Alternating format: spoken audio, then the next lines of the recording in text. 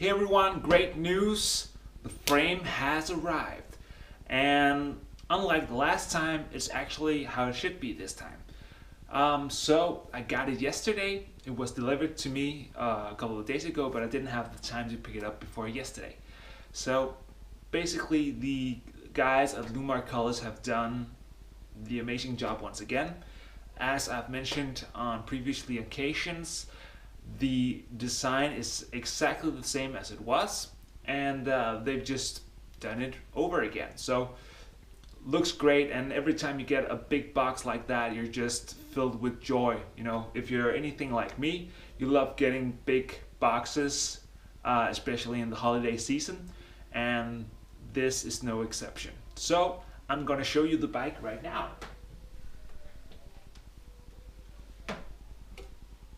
So here it is. You probably won't be able to pick up that much on this little camera, so I'm going to put in some pictures that I've taken with my camera instead. But this is how it looks. As I've mentioned before, it has the two-tone or two-face design, meaning that one side is purple with pink accents and the other side is green with fluorescent accents. So it was a design that Ron Jones came up with. I'll put a link in the description down below. Ron Jones is basically one of the designers for Specialized in the US, and he does a lot of the custom stuff that they do. So if you've seen the camouflage bike from Peter Sagan, he was the one who designed that. And I actually got told recently that he actually did a similar design as this during the two-face version for Peter, but it was maybe a bit too over the top for even for Peter Sagan. So when I approached him, it was one of the first ideas he presented to me, and I was all in. And especially with the color design that I wanted a really, really bright bike. I wanted something that would stand out in the midst of black and blue and white bikes that we have here in Denmark. So great design, I love the colors. Great job, basically. So I'll put a description and a link to Ron's website, so you can always write him if you want to get some custom designed frames. He's a really good guy. I also think that he does more than just the Specialized bikes, if you ask him nicely at least. And the frame was sent to Lumar Colors down in Italy. And if you've been following the team presentations this year, you know that the Bora Hansgrohe team with Peter Sagan and Rafael Maika and all those guys have just recently presented their bikes. And I'm pretty sure that they were painted at Lumar Colors in Italy along this bike. They're great guys down in Italy. Really easy to work with, fast replies every time I've had any questions or anything from them. So I can highly recommend working with them.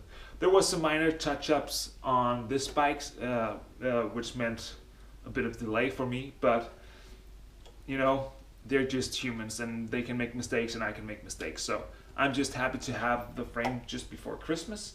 And over the next couple of days, I'll actually be building it up. I won't be doing it completely alone. I'll probably assemble a good part of it, but the rest I'll have a pro mechanic do for me. I'll put the E-tab on, but the adjustments and everything, I'll probably leave it to him because it'll take me forever probably to get my hands around it, and the people that know me know that I'm not very good with my hands, so I have a tendency to screw up a bit of everything. Funny side story on that, the Envy wheels that I got recently, the 4.5s, they came with small circular devices that you put on the end caps of the hubs.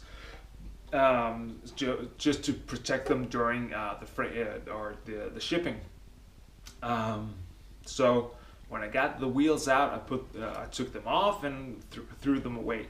So when I recently fitted them on my spare frame, I noticed that there was a lot of play in the non-drive side rear hub. And turns out that I actually pulled one of the end caps off. So that's just me in a nutshell, basically. I have a tendency to throw things away and ruining things. So I better leave it to the guys that actually know what they're doing. But this is the frame. I'll post more awesome pictures of it, or you probably have seen it. You can also follow me on Instagram. I'll post some more photos of it, and I'll also keep you updated on the build. But once again, truly amazing frame. I'm so glad that it has finally arrived. I'm not sure I've ever told you the story about why I went with a tarmac frame, so I might just do it now. Basically, over the last 5 years or so, I've actually been riding Orbea bikes. I got my first Orbea Orca back in 2010, which was one of the last designs that they had with the rounded shapes and everything. Really great looking bike. Unfortunately, did I crash on it? I think I crashed the bike in a race. I tend to crash ever so often, meaning that the bike was dead. So it was actually just a year after that I'd purchased it. So I wasn't truly done with riding Orbeas, and especially not the Orca, and I thought that it was one of the most beautiful bikes that I've ever seen. So I bought a similar frame from Spain that I had imported and everything.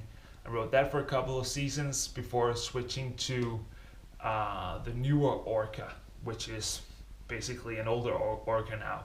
It was back in 13, I think.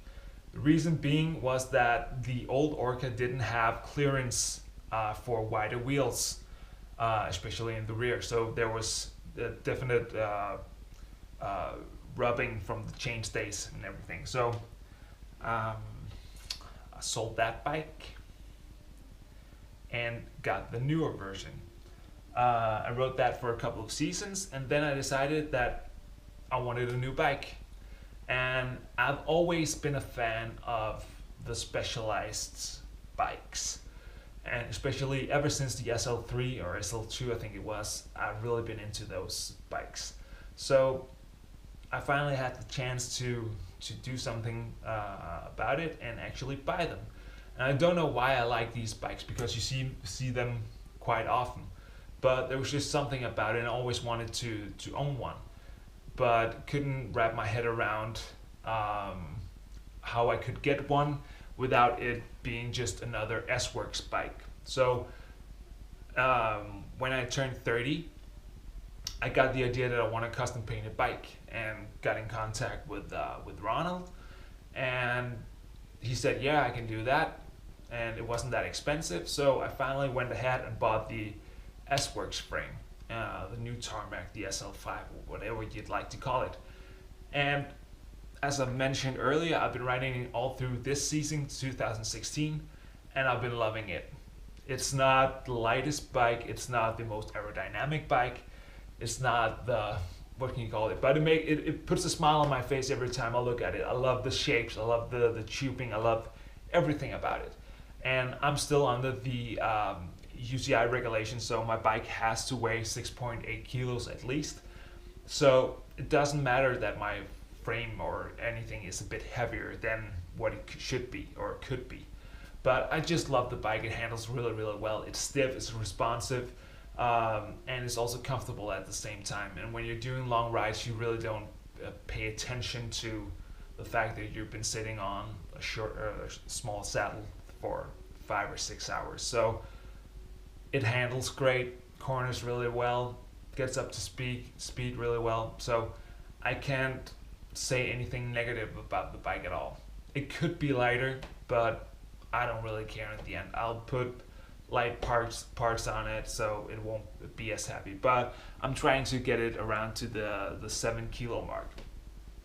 Also, a side note, is that I weighed the frame before I sent it off to Lumar Colors, and I weighed it as it returned.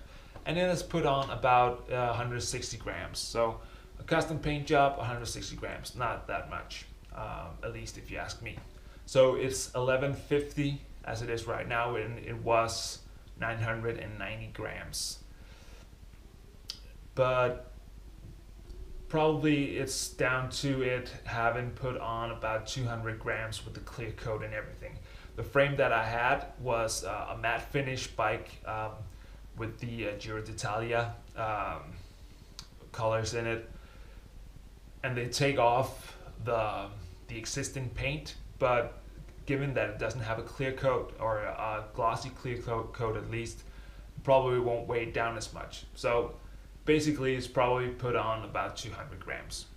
Not too bad for a really heavy thick coat.